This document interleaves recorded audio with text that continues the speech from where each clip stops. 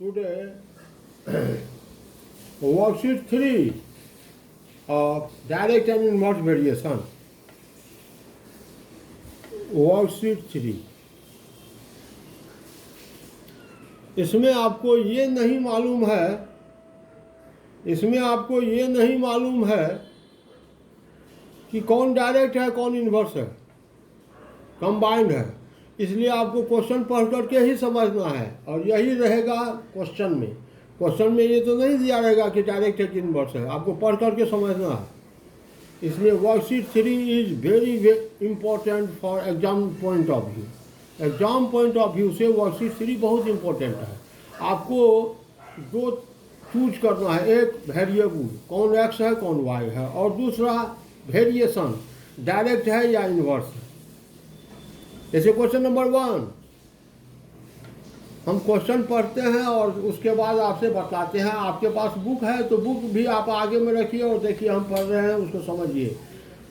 Ramit can finish his work in 25 days. Rummy अपना काम 25 days में कंप्लीट करता है। वर्किंग 8 आवर्स ए डे, प्रतिदिन 8 घंटा काम करता है, तो 25 दिन लगता है उसको। If he wants to finish the same work in 20 days, अगर रमित उसी काम को 20 डेज में करना चाहे, 25 के बदले 20 डेज में करना चाहे, तो पर डे वर्किंग आवर को बढ़ाना होगा। जो पर डे 8 आवर्स कर रहा था उसको उसमें थोड़ा सा वृद्धि करना होगा। यानी डेज कम करने के लिए आवर्स बढ़ाना होगा। It is a problem of inverse variation. Question को ऐसे पढ़िए तो समझ में आ जाएगा। Ramit can finish his work in 25 days instead of 25 days. If he complete his work in 20 days then he has to do per day more than 8 hours. उसको प्रतिदिन 8 घंटा से अधिक काम करना पड़ेगा। यदि दिन की संख्या घटाएंगे तो वर्किंग आवर को बढ़ाना पड़ेगा। It is a problem of inverse variation. तो हियर वेरिएबल्स आर, पहले तो ये ही शुरू करेंगे। Here variables are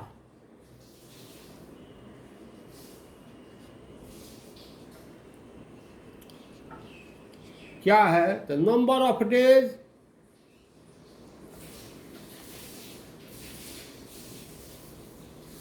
number of days, a working hour,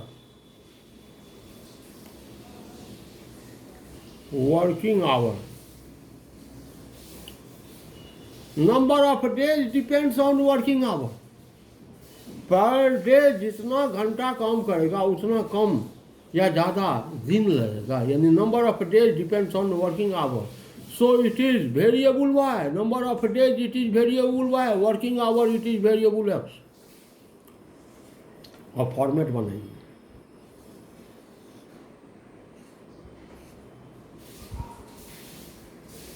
working hour,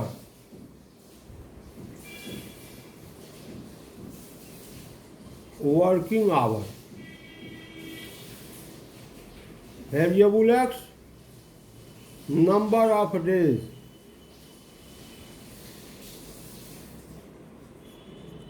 variable Y. जब पर डे 8 घंटा काम करता था तो 25 डेज लगा। 20 डेज में कंप्लीट करना चाहता है तो वर्किंग आवर पर डे क्या होगी? ए लेट।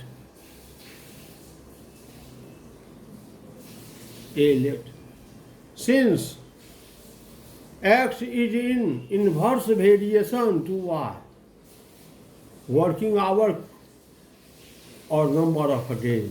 नंबर ऑफ डेज कम करने के लिए वर्किंग आवर बढ़ाना होगा। It is a problem of inverse variation. Therefore inverse variation जब कभी भी हो तो multiply vertically a into 20, a into 20 is equal to 8 into 25। a into 20 is equal to 8 into 25 और a is equal to 8 into 25 divided by 20। 5 4 जा 20, 5 5 जा 25, 4 2 जा 8। A is equal to 10, 2 5 are 10. Hence he should work. Hence he should work.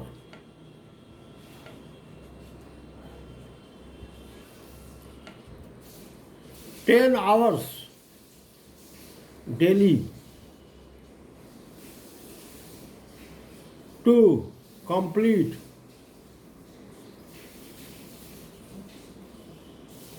the work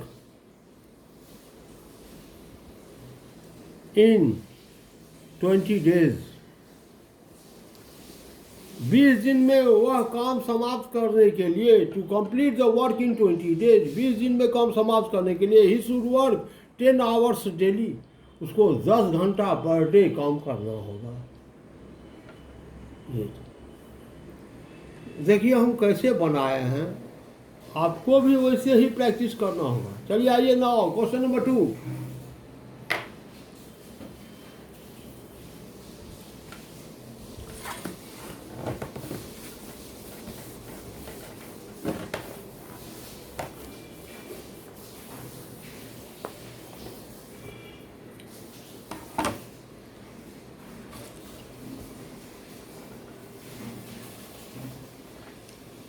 Udit can complete his work in 10 days। उदित अपना काम 10 दिन में करता है। What amount of work will be completed in 8 days। उदित अपना काम, यानी एक काम है उदित का, 10 दिन लगता है। एक काम करने में 10 दिन लगता है। 10 दिन में एक काम करता तो 8 दिन में कितना करेगा? कम काम, कम दिन तो कम काम, अधिक दिन तो अधिक काम। It is a problem of direct variation. देखिए पहला क्वेश्चन था इनवर्स वेरिएशन, तो दूसरा क्वेश्चन है डायरेक्ट वेरिएशन। ज़्यादा दिन काम करेगा ज़्यादा काम करेगा, कम दिन काम करेगा कम काम करेगा। It is a problem of direct variation, ऐसे समझना है। Here variables are, here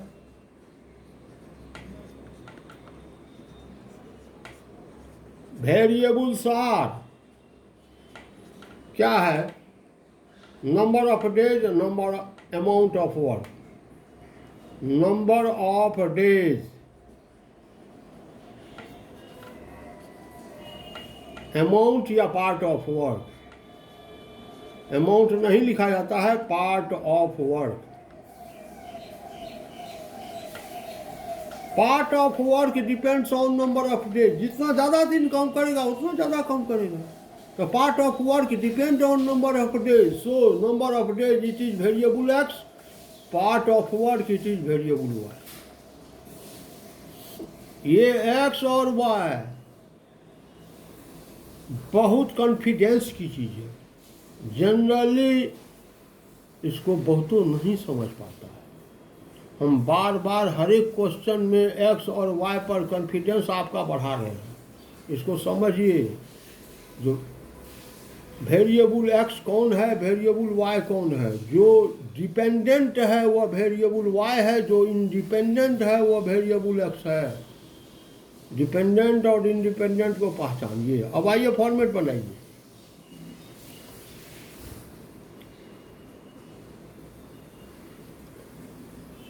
Number of days, number has no unit. Number of days, it is variable x.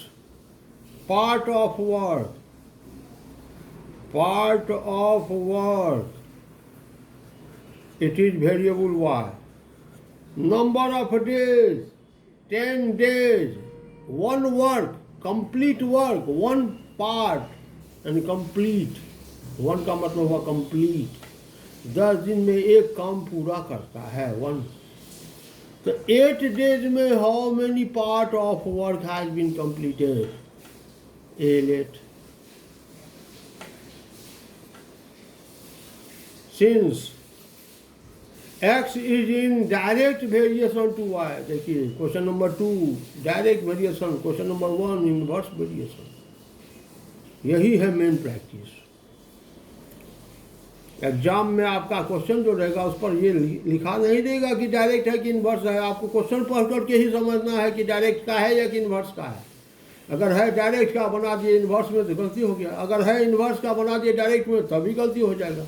इसलिए इसका प्रैक्टिस आपको ज़्यादा करना है। देयरफॉर जब डायरेक्ट वेरिएशन हो तो मल्टीप्लाई डायगोनली, इसको इससे मल्टीप्लाई करेंगे, इसको इससे, a into 10, a into 10 that is equal to 1 into 8, और a is equal to 8 by 10, और a is equal to 4 by 5, यानी 4/5 of work will be completed in 8 days. Hence, देखिए answer should in words, words problem है तो answer को words में लिखना अनिवार्य है। नहीं लिखता है लड़का तो गलत है। Answer should in words, word problem है तो वर्ड्स में लिखिए। हैंस 4/5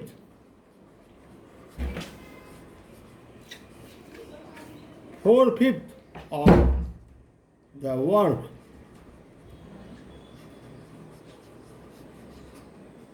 उस काम का 4/5 will be completed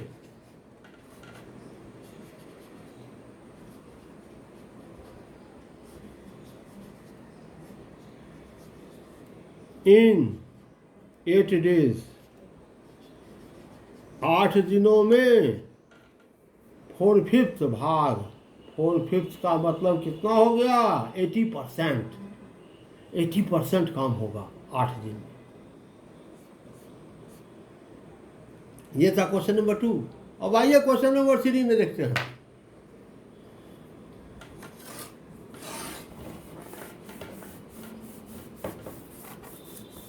मेरा यही उद्देश्य था इसमें, जो आपको ये समझाना जो कौन डायरेक्ट वेरिएशन है, कौन इन्वर्स वेरिएशन है। डायरेक्ट में क्या करेंगे, इन्वर्स में क्या करेंगे, ये तो आप जानते हैं, लेकिन वेरिएशन कौन है यही पहचान करना ना, ये मेरा मेन उद्देश्य था। क्वेश्चन नंबर 3 कहता है 20 men can build a wall in 9 days। 20 आदमी मिलकर के 9 दिन में एक वॉल को खड़ा करता है, दीवार बनाता है। Then how long would it take 12 men to build the same wall. यदि 20 आदमी की जगह पर 12 आदमी ही काम करेगा तो क्या आदमी की संख्या कम कर देंगे, तो जो काम 20 आदमी मिल करके 9 days में कर दिया, तो 12 आदमी यदि लगेगा तो स्वाभाविक है ज़्यादा दिन लग जाएगा काम। यानी इधर मेन की संख्या कम कर दिए तो डेज की संख्या बढ़ जाएगा। It is the problem of inverse variation. देखिए question number 3 inverse, first inverse, second direct और थर्ड इन्वर्स। ऐसे जब तक आप नहीं समझिएगा दिक्कत है आपको। पहले सबसे पहले है तो आपको कौन वेरिएशन है, किस वेरिएशन का प्रॉब्लम है ये जानना है। उसके बाद वेरिएबल क्या है वो जानना है। तो ये तो समझ लीजिए it is the problem of inverse variation. तो अब आते हैं हियर वेरिएबल्स आर। देखिए बनाने का भी टेक्निक यही, हियर सबसे पहले वेरिएबल लिखते हैं, here variables are, here variables are. क्या सब है वेरिएबल? तो number of men, number of men and number of days, ये 2 वेरिएबल्स हैं। Number of days depends on number of men. जितना ज़्यादा आदमी रहेगा उतना कम दिन लगेगा, जितना कम आदमी रहेगा उतना ज़्यादा दिन लग जाएगा काम समाप्त होने में। तो number of days depends on number of men. So number of days is here variable Y, number of men it is variable X. अब फॉर्मेट बनाइए।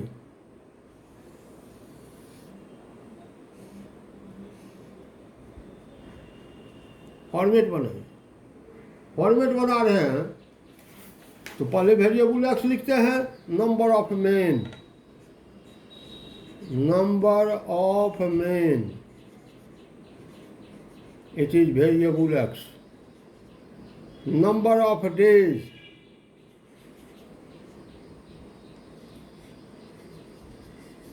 It is variable Y. जब 20 मेन था तो 9 डेज लग गया। यदि 12 मेन होगा, 20 के जगह पर 12 मेन होगा तो कितना दिन लगेगा? ए लेट। जितना दिन लगेगा तो ए लेट। सिंस ये कौन सा वेरिएबल है तो सबसे पहले तो वही जानते हैं। Since x is in inverse variation to Y, X Y का इन्वर्स वेरिएशन है। देयरफॉर जब इन्वर्स वेरिएशन हो, multiply vertically A in 12, A into 12 is equal to 9 into 20, और A is equal to 9 into 20 divided by 12। 3 4 जा 12, 3 3 जा 9, 4 5 जा, और A is equal to 15। यानी उसी वाल को बिल्ड करने में अगर 12 मेन लग जाए पर डे तो 15 डेज लग जाएगा। Hence it will take, hence it will take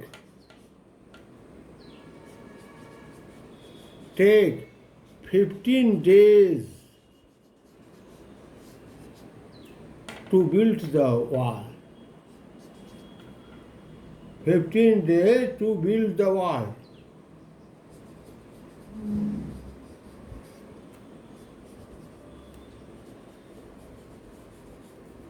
By 12 men. 12 men के द्वारा 15 दिन लग जाएगा वॉल कंप्लीट करने में।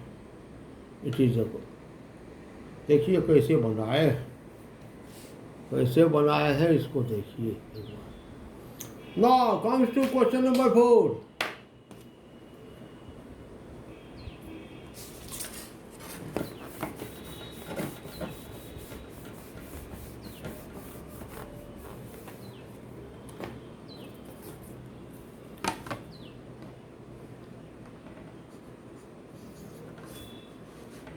क्वेश्चन नंबर 4 क्या कहता है? Geetika weave 20 baskets in 30 days. In how many days she will weave 120 baskets? गीतिका जो है वह 30 दिनों में, 30 डेज में 20 बास्केट्स बनाती है, बुनती है। तो 120 बास्केट को, 120 बास्केट को बुनने में उसे कितना दिन लगेगा? जितना ज़्यादा बास्केट रहेगा उतना ज़्यादा दिन लगेगा, जितना कम बास्केट उतना कम दिन लगेगा। It is the problem of direct variation. जितना ज़्यादा बास्केट उतना ज़्यादा दिन, जितना कम बास्केट उतना कम दिन। It is the problem of direct variation. तो पहले वेरिएबल का चुनाव कर लेते हैं। तो here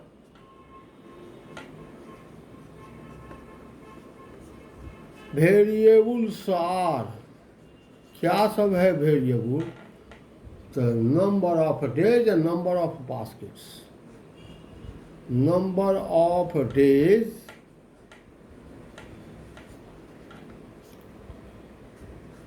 number of baskets. Number of baskets depends on number of days. जितना ज़्यादा दिन उतना ज़्यादा बास्केट, जितना कम दिन उतना कम basket. Number of basket depend on number of days. So number of basket it is variable Y, number of days it is variable X.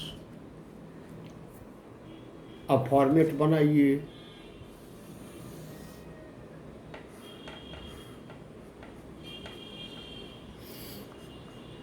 Number of days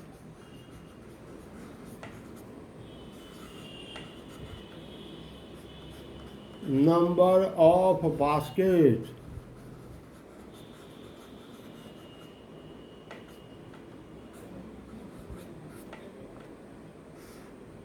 (30 days) 20 baskets. 120 baskets, how many days? A let. 120 basket बुनने में उसको कितना दिन लगेगा? तो ए let, a दिन। Since x is in direct variation, ये direct variation का प्रॉब्लम। देयरफॉर जब डायरेक्ट वेरिएशन हो तो multiply diagonally a into 20 equal to 30 into 120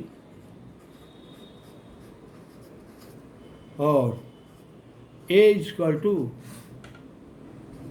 30 into 120 divided by 20, 26 या 120 और a equal to 30 into 6 180, a 180 days.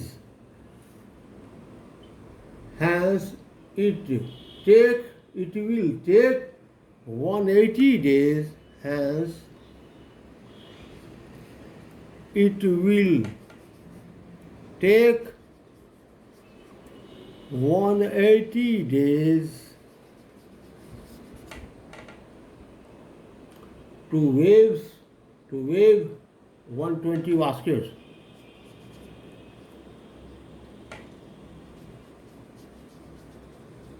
To wave 120 baskets. 120 basket को बनाने में उसे 180 डेज लगेंगे। ये था क्वेश्चन नंबर 4। देखिए कैसे बनाया। Now comes to question number 5 और आज का मैं लास्ट क्वेश्चन बना रहा हूँ। इसके बाद रिमेनिंग प्रॉब्लम्स कल करेंगे।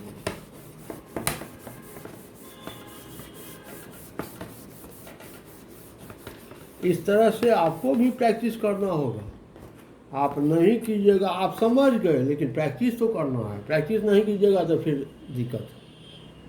Question number 5। क्वेश्चन नंबर 5 क्या कहता है? A train 280 metre long is running at a speed of 42 kilometre per hour. यहाँ देखिए length of train 280 metre, speed 42 kilometre per hour. देखिए तो length of train 280 metre, speed of train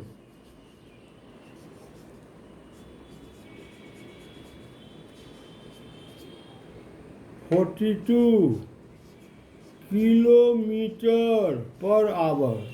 अब देखिए ये है मीटर और ये है किलोमीटर, 2 यूनिट हो गया। जब ये 2 यूनिट हो तो उसको सिंगल यूनिट में कन्वर्ट कर दीजिए, नहीं तो फिर गलत हो गया।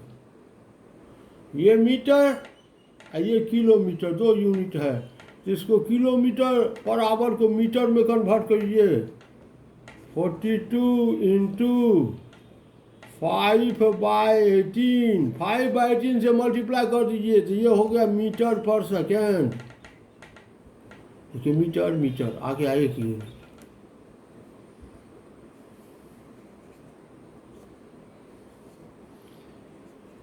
35/3 मीटर पर second speed of train.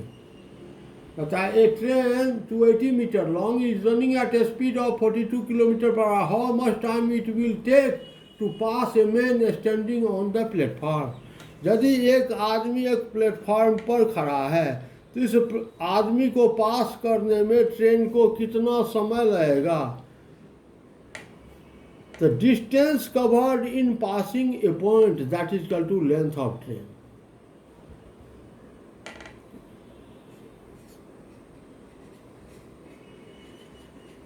Distance covered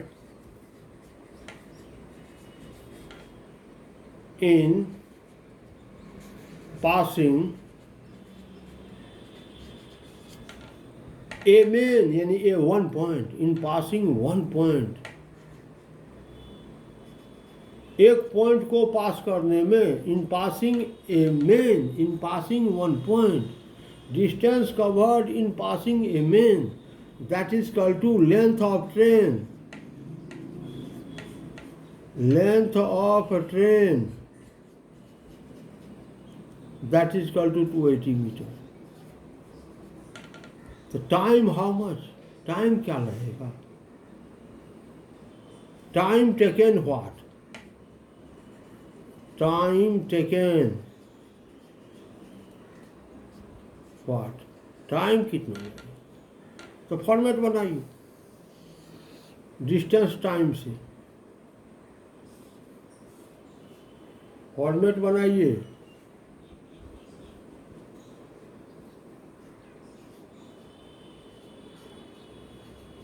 distance कौन चीज में, in metre, distance in metre, time in second. अब देखिए तो जितना ज़्यादा डिस्टेंस उतना ज़्यादा समय, जितना कम डिस्टेंस उतना कम समय, यानी time depends on distance, it is variable x, it is variable Y.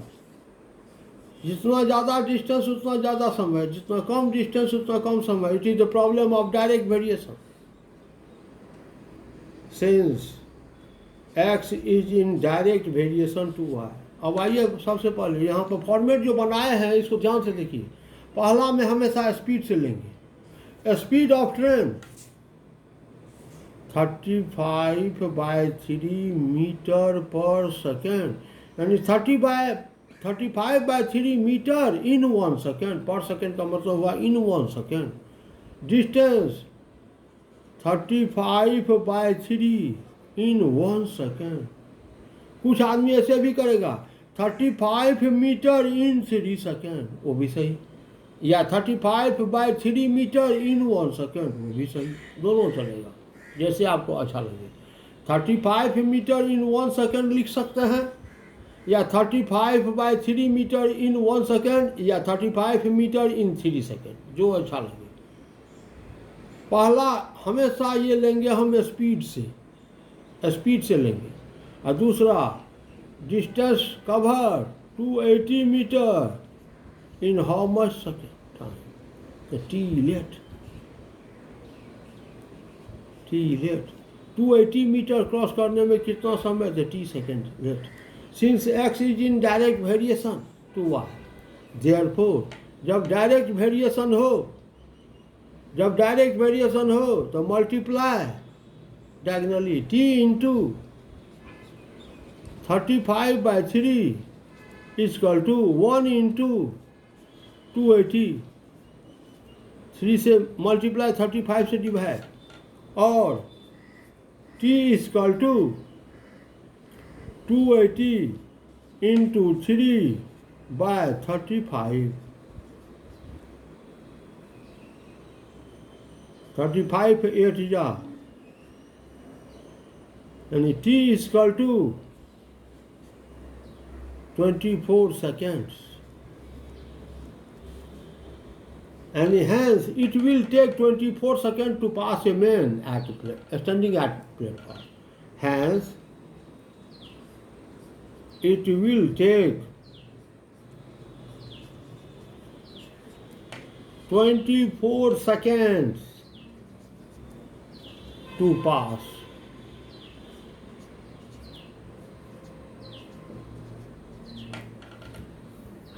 Hence it will take 24 seconds to pass the man standing on platform. ये था क्वेश्चन नंबर 5। तो do practice of worksheet 3, HW, do practice of worksheet 3. Thank you.